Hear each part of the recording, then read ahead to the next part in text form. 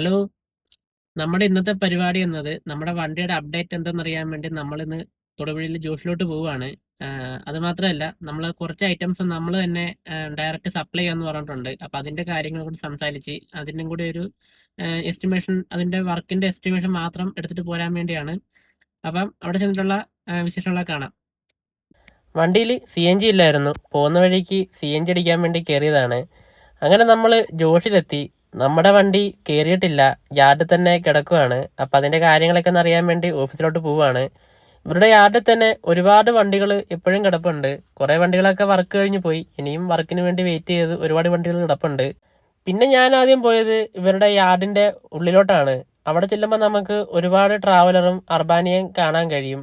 ശരിക്കും പറഞ്ഞാൽ ഫോഴ്സിൻ്റെ കമ്പനിയുടെ യാർഡിൽ നമ്മൾ ചെല്ലുന്ന പോലെ തന്നെ നമുക്കൊരു ഫീലാണ്. ഒരുപാട് വണ്ടികൾ 3ഉം 4ഉം ലെയറിൽ കിടക്കുന്ന കാണാം. പിന്നെ നേരെ വർക്ക് നടക്കുന്ന സ്ഥലത്തേക്കാണ് പോയത്. ഇവിടെയൊക്കെ വീഡിയോ അലൗഡ് അല്ലാത്തതുകൊണ്ട് ചെറിയ കുറച്ച് വീഡിയോകൾ മാത്രമേ ഞാൻ എടുത്തിട്ടുള്ളൂ.